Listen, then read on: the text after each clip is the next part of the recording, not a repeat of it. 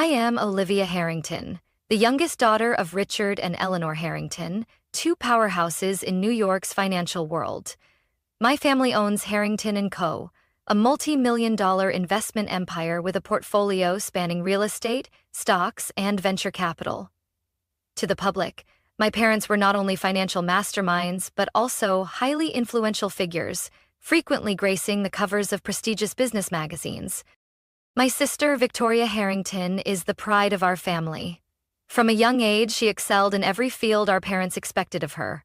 Educated at the most prestigious institutions, she entered the financial world with confidence and sharp strategy. At just 25, Victoria became the youngest executive director of the company, quickly taking control of key investments. With her flawless appearance, exceptional intelligence, and ability to dominate the market, she was seen as the perfect, unblemished gem of the Harrington family. As for me, I never quite fit into their world. Even as a child, I felt like an outsider among numbers, charts, and hours-long shareholder meetings. My parents expected me to follow in their footsteps, but I had no interest in billion-dollar deals or high-pressure negotiations. What fascinated me were projects on sustainable energy and environmental strategy consulting, fields my family had never valued. I pursued a degree in environmental science, determined to find new solutions for efficient resource use. When I turned down an internship at Harrington & Co. to work at a renewable energy startup, my parents were utterly disappointed. They never said it outright, but their silence and disapproving looks spoke volumes. At family dinners, I was always on the periphery of conversations, listening to my parents and Victoria discuss profits, mergers, and investment funds, while my ideas on sustainability were dismissed as childish hobbies. Victoria never had to fight for recognition. She was exactly the kind of person our parents had always wanted me to be: strong, sharp, and entirely focused on building the family's wealth. She often looked at me with pity, occasionally making light-hearted remarks about how I was wasting my potential on things that don't generate profit. I knew that in their eyes, I was just a dreamer with no real impact. They believed I would never build anything of real value. But I had never needed their approval. What I didn't expect was that my life was about to change in ways no one, myself included, could have foreseen. Everything changed with a single phone call on a cold February morning. I was at my office, focused on completing a report on renewable energy storage methods, when my phone vibrated. Victoria's number. She rarely called me unless it was something serious. "Olivia," her voice came through, lower than usual. "Where are you?" "At the office." "What's wrong?" A long silence stretched between us, making my heart tighten. Something wasn't right. "Mom and Dad," she took a deep breath as if trying to steady herself. "They were in a plane crash. No one survived." I froze. Her words hit me like a gust of icy wind, leaving me dizzy. "No, that can't be." My voice trembled. "Their private jet crashed in the Colorado mountains on the way from New York to Los Angeles. The news will break soon." Even though there had always been a distance between my parents and me, hearing they were suddenly gone still left me stunned. They had always been strong, always in control of everything, and now they were gone. 3 days later, their funeral was held at a grand church in Manhattan. Influential figures from the financial world attended, and speeches praising Richard and Eleanor Harrington's remarkable careers filled the air. Meanwhile, I stood quietly at the sidelines, still trying to process that they were truly gone.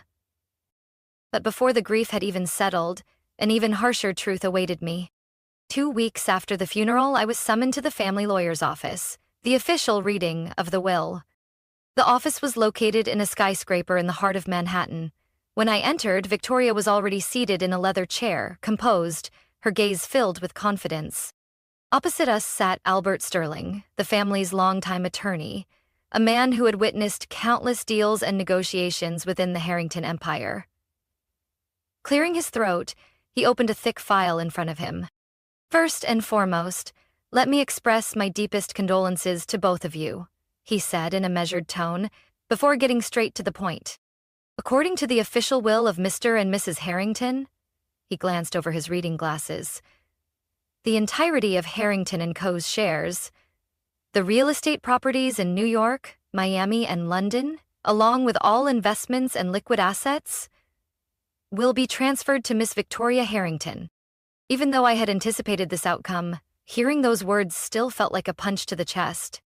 And as for Miss Olivia Harrington, Mr. Sterling continued, flipping to another page. I waited, a flicker of hope stirring within me. Maybe they had left me a small portion of the estate. Maybe they had thought of me, even just a little. You will inherit an old ranch in rural Texas, formerly owned by your grandfather, Howard Harrington. An eerie silence filled the room. I blinked. A ranch? In Texas? Victoria let out a sharp laugh, making no effort to conceal her disdain. Well, isn't that interesting? She looked at me, a smirk curling her lips. Maybe Mom and Dad thought you'd be better suited to tending livestock than running a financial empire. My hands clenched under the table. I looked up at Mr. Sterling, trying to keep my voice steady. Is that all? No company shares, no bank accounts, no investments? Mr. Sterling skimmed through the documents before nodding. The Harrington Ranch, spanning over 150 acres, along with some related legal paperwork. He slid an envelope toward me. Nothing else. Victoria crossed her arms, her eyes glinting with triumph.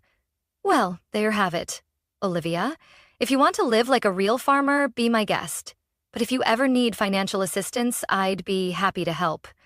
With a reasonable interest rate, of course. I stared at the envelope in front of me, fighting to suppress the emotions rising inside me. My parents had truly believed I was incapable of achieving anything. When I left the office, all I had in my possession was an old key and a deed to an abandoned ranch in the middle of the Texas desert. No shares, no valuable assets, no place in the company. Just a piece of land my father had once deemed worthless, a place no one in the family had ever spoken of. But what unsettled me the most wasn't the unfairness of the will. It was the real reason behind it. Why had they left me that ranch? Was it their way of quietly cutting me out of the family? Or was there something more that I didn't know? As I stepped out of the skyscraper, I looked up at Manhattan's gray sky, a new determination brewing inside me. If this was all they had left me, then I would find out why. 3 days later, I booked a flight to Texas. After a 3-hour flight and an additional 2-hour drive through the dusty Texas roads, I finally arrived. Harrington Ranch. A faded wooden sign with barely legible letters stood at the entrance. Beyond it stretched an expanse of land, vast and endless. Dry fields, scattered cacti, and an old 2-story wooden house stood alone in the arid landscape. I stepped out of the car, glancing around. There was no sign of life, only the wind whistling through the barren trees. This was what my parents had left me? I took a deep breath and walked toward the main house. The wooden door creaked as I pushed it open, revealing a space covered in dust and the scent of aged timber. The interior was simple, seemingly untouched for years, but strangely, everything remained intact, as if its owner had only just left. As I walked down the hallway, a series of old photographs on the wall caught my attention. One in particular made me stop. A black and white picture of my grandfather, Howard Harrington, standing beside a large building that looked like a storage facility or a workshop. I didn't know much about my grandfather. Growing up, I had only heard my father speak of him with disappointment. Howard had once been an investor, but according to my father, he had wasted the last years of his life chasing some foolish dream out here on this ranch. And then it struck me. If my father thought this place was worthless, why hadn't he sold it? I picked up the photograph, examining it more closely. My grandfather's eyes gleamed with pride, but what truly caught my attention was the small inscription at the bottom. Harrington Experimental Facility, 1987. An experimental facility? Here? On this ranch? I stepped outside, scanning my surroundings. In the picture, behind my grandfather, stood a large metal structure. I walked around the property, searching for anything similar. And then I saw it. About 200 meters from the main house, amidst the dry grass fields, stood a large metal warehouse with a heavy door. The marks of time were evident: peeling paint, rust spreading across its surface, and an old padlock dangling from the handle. Why would a warehouse in an abandoned ranch need to be locked? I reached into my pocket and pulled out the key the lawyer had given me. Could this be the key to the warehouse? I slid it into the lock and turned it gently. A soft click echoed in the still air. The door creaked open, revealing a dimly lit space inside. Sunlight streamed in, illuminating rows of dust-covered wooden shelves, large metal containers, and a desk tucked into the corner of the warehouse. On the desk, a stack of yellowed papers lay untouched. I stepped inside, running my fingers along the wooden surface. A worn leather notebook sat atop the pile, its cracked cover bearing a handwritten title: The Harrington Project. My heartbeat quickened as I flipped through the first few pages. Inside were detailed notes on a project my grandfather had worked on: geological surveys, complex calculations, and hand-drawn diagrams mapping out layers of rock and soil. One particular word appeared repeatedly throughout the pages: lithium. I held my breath. Lithium. A crucial element in the rechargeable battery industry, renewable energy, and electric vehicles. One of the most valuable metals of the 21st century. Had my grandfather been researching lithium? I quickly sifted through the rest of the documents. A detailed map of the ranch surfaced, with a specific area circled in red. Below it, my grandfather had written, high reserves, significant potential, absolute confidentiality. My throat went dry. My grandfather had discovered a lithium deposit right beneath this ranch. And my father, the man who had always dismissed this place as worthless, had likely never realized its true value. I took a deep breath, looking around the warehouse. This wasn't just a storage space. It was where my grandfather had hidden one of the most significant discoveries of his life. But a bigger question loomed in my mind. If my grandfather knew about this, why did he keep it a secret? Why didn't he extract it? And most importantly, did anyone else know about it? A sense of unease crept over me. I gazed toward the horizon, where the sun was slowly sinking behind the distant mountains. Maybe I had just uncovered a secret no one wanted me to know. And I wasn't sure if that was a good thing. I sat on an old wooden chair inside the warehouse, my hands trembling slightly as I flipped through my grandfather's documents. A lithium deposit. I had read about the surge in the rechargeable battery and renewable energy markets. Lithium was essential for electric vehicles, energy storage systems, and even the electronic devices we used every day. Its value had skyrocketed over the past decade, and major corporations around the world were scrambling to secure mining rights. My grandfather had known about this decades ago. But the biggest question remained: why didn't he mine it? I sat in silence, thinking. Maybe he knew he couldn't fight my father, a man who prioritized short-term profits over investing in something no one cared about back then. Maybe he feared that if the information got out, the land would be swallowed up by powerful corporations. Whatever the reason, one thing was undeniable. Now, this was my opportunity. I didn't have time to hesitate. If I didn't act fast, someone else would uncover this secret before me. 3 days later, I left Texas and returned to New York. This time, I no longer felt lost among the towering skyscrapers or the bustling streets. I had a plan, and I knew exactly what I needed to do. The first call I made was to Ethan Carter, a lawyer specializing in intellectual property and corporate law. I had met Ethan a few years ago while working on a renewable energy project. He was meticulous, discreet, and incredibly sharp.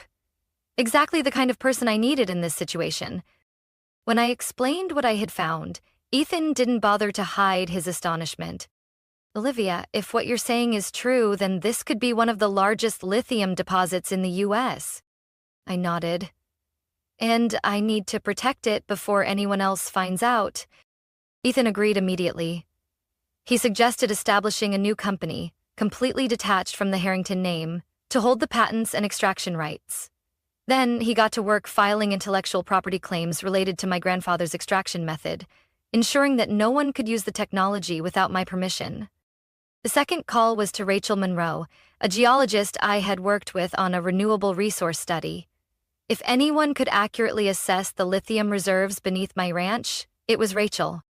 "I need you to fly to Texas immediately," I said over the phone. "What's going on?" "You'll understand when you get here." 3 days later, Rachel arrived at the ranch with a team of specialized equipment. We spent 2 days surveying the area, collecting soil samples, and taking precise measurements. When Rachel returned with the results, I saw the excitement in her eyes. "Olivia, you don't just have a lithium deposit. You have one of the richest lithium reserves I've ever seen." I held my breath. If you mine it correctly, this could become a strategic supply source for the entire clean energy industry. I wasn't sure what I had expected, but hearing this confirmation sent a surge of adrenaline through me. I was holding an opportunity that could change the game. But I couldn't do this alone. Mining lithium wasn't a simple task. I needed significant investment to turn this idea into reality, and I knew exactly who could help me. Nathan Pierce. Nathan was a venture capitalist known for bold deals in the green technology sector. I had met him a few years ago at a renewable energy conference, and I knew he was always looking for groundbreaking opportunities. I arranged a private meeting at a luxury hotel in New York.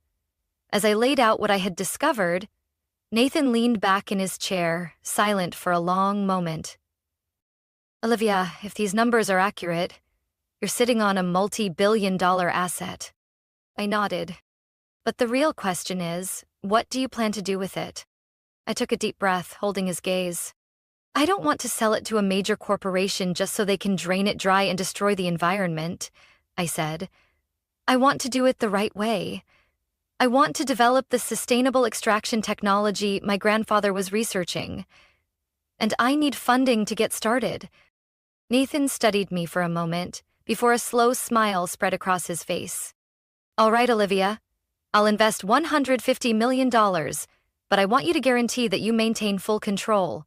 If you let anyone else interfere, you'll lose everything." I clenched my fists. "You have my word." A few weeks later, Harrington Lithium Solutions was officially born. A completely new company, with no ties to the Harrington family, created to oversee the lithium mining operation in Texas. I was ready. I knew that Victoria and my family would soon figure out what was happening. But this time, I was no longer the girl they had dismissed. This time, I was the one in control. 3 months after Harrington Lithium Solutions launched, the renewable energy market had already started paying attention to the name.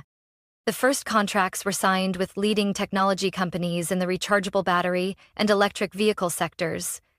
But the real breakthrough came when we secured a lithium supply agreement with Tesla and a major renewable battery manufacturing conglomerate.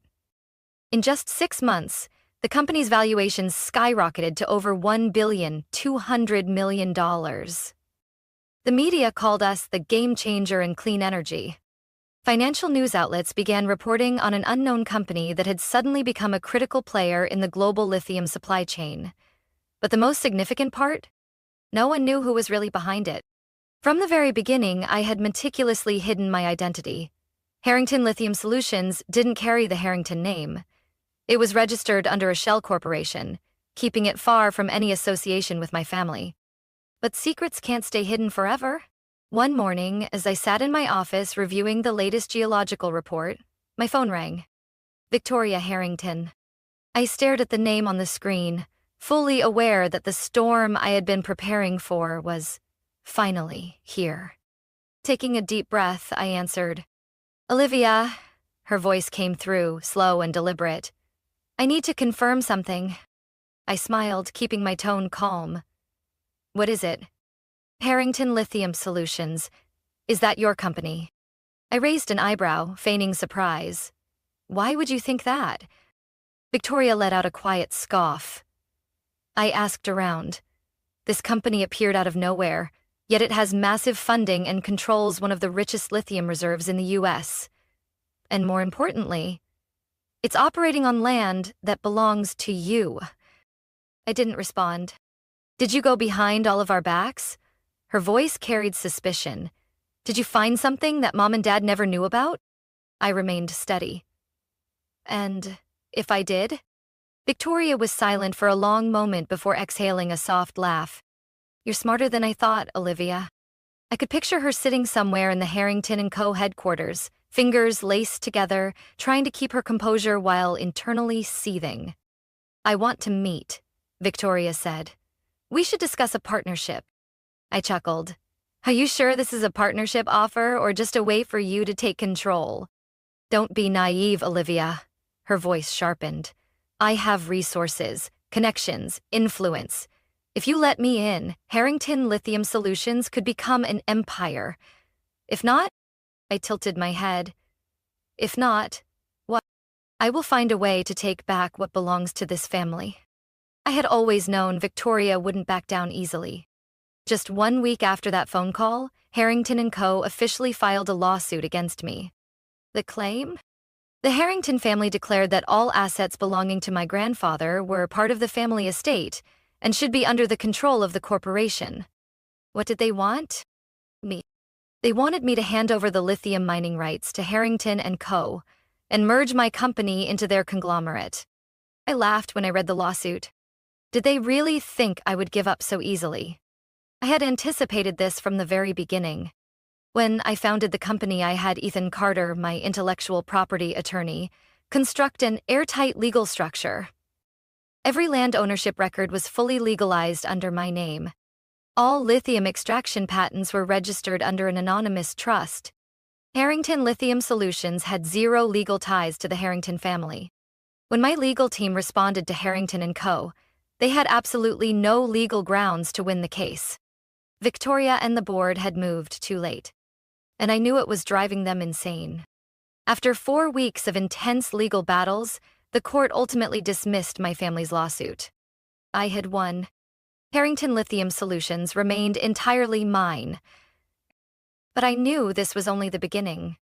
Victoria wasn't going to give up that easily. I could picture her sitting in her office, glaring angrily at the headlines in the news. A mysterious startup is threatening the dominance of the lithium industry. Harrington & Co. fails to secure control over one of the largest lithium mines in the U.S. Now, she knew I was no longer the insignificant girl they once dismissed. And I was certain Victoria would find another way to take me down. But this time, I was ready. 2 months after my family lost the lawsuit, I heard that Victoria was in serious financial trouble. Insiders in the investment world whispered about her reckless decisions. After failing to seize control of Harrington Lithium Solutions, Victoria had placed massive bets on real estate ventures and a major investment in traditional oil energy, a sector steadily losing ground to renewable energy. Things only worsened when the real estate market crashed and the oil industry suffered under new energy policies. What once seemed like highly profitable investments had turned into financial deadweight. And then the unthinkable happened. Victoria was forced to sell her Manhattan penthouse to stay afloat. The same lavish penthouse where she had hosted elite financiers, where private investor meetings had taken place, and which had stood as a symbol of her power. Now she had to put it on the market. But what Victoria didn't know was that I had already moved ahead of her. I had anticipated this the moment I saw cracks forming in her investment portfolio. Through one of my shell companies, an anonymous investment fund I had established while building Harrington Lithium Solutions, I quietly entered the bidding war for the penthouse. And just as I expected, I acquired it for less than half its original value. No one, not even Victoria, knew that the new owner was me. Until one late afternoon, my phone rang. Victoria. I picked up, keeping my voice composed. What do you need, Victoria? There was a brief hesitation on the other end, a rare thing for her, but she quickly regained her composure. Olivia? I know you're the one who bought my penthouse. I smirked. Faster than I expected. Oh? I replied, feigning indifference. Would you be willing to sell it back to me? Victoria asked, her tone steady, but I could hear the hint of desperation underneath. I just need a little more time to restructure my finances. I'll pay full market value. I glanced out my office window, savoring this moment. The moment when my sister, the same woman who had mocked me, dismissed me, and believed I would never amount to anything, was now asking me for help. I took a slow breath before responding. Victoria, do you remember when we were in the lawyer's office? Silence. You told me that if I ever needed financial help, you'd be happy to assist, with a reasonable interest rate. I paused, letting my words sink in. Do you remember that? I asked softly. A long pause, then her voice returned, quieter now but still trying to maintain control. So, you're refusing? I smiled, relishing the sweet victory. No, Victoria. I'm just reminding you that the world moves fast. Then I hung up. After losing the penthouse, Victoria continued to struggle with her failing investments. Harrington and Co. gradually fell into crisis. The meteoric rise of Harrington Lithium Solutions caused major investors to turn away from Victoria's company. They no longer had faith in real estate and oil. Instead, they poured their capital into clean energy, where I was leading the charge. In less than a year, Victoria, once the head of a financial empire, was forced to sell off more assets just to maintain cash flow. And me? Harrington Lithium Solutions was becoming a dominant force in the lithium mining industry. Not only had I maintained full control, but I had also expanded operations, developed new technologies, and secured even more strategic contracts. I didn't need ruthless revenge. My success was the clearest answer. One winter evening, as I sat in the penthouse that had once belonged to Victoria, I received a message. From her. I was wrong. But you've changed a lot too, Olivia. If you ever want to talk, I'm still your sister. I stared at the screen for a long time. A part of me wanted to respond, but another part knew that we were no longer the sisters we used to be. I had spent my whole life seeking validation from my family, but now I realized I didn't need it anymore. I set my phone down, stood up, poured myself a glass of water, and gazed out of the massive window. New York City still shined as brightly as ever. But this time, I was no longer standing in the shadows. I stood by the window of my new penthouse, overlooking the dazzling lights of New York City. The glow of the skyscrapers reflected off the glass, reminding me of the years I once felt lost in this place. But now, everything had changed. I was no longer the girl my family dismissed, the one excluded from important conversations, the one they deemed worthless in their world. I had built my own empire, and no one could take that away from me. The phone on my desk vibrated, pulling me from my thoughts. I glanced at the screen, an email from my old high school with the subject line, Special Invitation. Guest speaker for this year's graduation ceremony. I raised an eyebrow and opened the email. Dear Olivia, I'm Principal Sullivan, currently organizing this year's graduation ceremony. We would love to invite one of our most outstanding alumni to return as our guest speaker. This year's theme is Finding Value in What's Overlooked. We believe your story will inspire many students, especially those who feel underestimated or unrecognized. We hope you can attend. Sincerely, Principal Sullivan. I stared at the screen. Finding value in what's overlooked. I let out a quiet laugh. A theme perfectly aligned with my story. Because I had been overlooked. I had been underestimated by my family, dismissed as an outsider. And yet, from the land they had abandoned, I built a billion-dollar company, revolutionized the lithium industry, and became an unshakable force in the clean energy revolution. I no longer needed my family's validation. My success spoke for itself. 2 weeks later, I stood on the stage at my old high school's graduation ceremony. Hundreds of students sat below, eagerly waiting. Some of my former teachers were also present, a few of them recognizing me and nodding in acknowledgement. I stepped up to the podium, feeling the weight of every gaze in the auditorium. Taking a deep breath, I began. Hello, everyone. My name is Olivia Harrington, and many years ago, I was sitting exactly where you are now. A few murmurs spread through the crowd. Perhaps some students had heard my name in the news. When I was a student here, I believed that in order to succeed, I had to follow the path that others had set for me. I thought that if I didn't fit their definition of success, I would never achieve anything meaningful. But I was wrong. The room fell silent. I continued, my voice growing stronger. I was underestimated. My family owned a major financial empire, and they believed that if I didn't follow their path, I would never accomplish anything significant. When my parents passed away, my sister inherited everything. And me? I paused, scanning the audience. They left me an old ranch in the middle of the Texas desert. A few students chuckled, while others widened their eyes in surprise. They thought it was worthless. They believed I could do nothing with it. But they were wrong. I let my words sink in before continuing. I refused to let others decide my worth.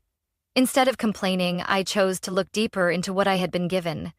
And I discovered it wasn't worthless at all. I locked eyes with the front row, where my former teachers sat listening intently. As it turned out, the land they dismissed as useless contained one of the richest lithium reserves in the U.S. Because of that, I built a billion-dollar clean energy company, becoming a key supplier for some of the biggest technology firms in the world. I noticed a few students gape in shock, while others whispered excitedly to each other. "Why am I telling you this?" I asked. "I'm sharing my story so you understand that your worth is not determined by others. Even if you feel overlooked, even if you believe you're not good enough, even if your path looks different from everyone else's, don't ever let anyone convince you that you can't achieve something great. Sometimes, the things that seem worthless hold treasures only you can see." I scanned the audience, catching the glimmer of inspiration in some students' eyes. Maybe one of them felt overlooked, just like I once did. And maybe, someday, they would find their own lithium mine. I took a deep breath, closing my speech. And finally, if anyone has ever told you that you can't do something great, remember this. Success is the clearest answer. The auditorium erupted in applause. I smiled and stepped off the stage. Today, I didn't need my family's validation. Because I had validated myself. Olivia Harrington's story is not just a personal journey. It's a profound lesson in self-worth, perseverance. In life, many of us have been underestimated, dismissed, or pushed aside because we didn't fit society's conventional definition of success. But success is not determined by others. It belongs to those who dare to see opportunity in what's been overlooked, believe in their own potential, and relentlessly pursue their goals. In the end, the most important validation doesn't come from others. It comes from within. What do you think about Olivia Harrington's journey? Have you ever been underestimated or faced a similar challenge? Share your thoughts in the comments. And don't forget to follow the channel for more inspiring stories about life, family, and the lessons that shape us.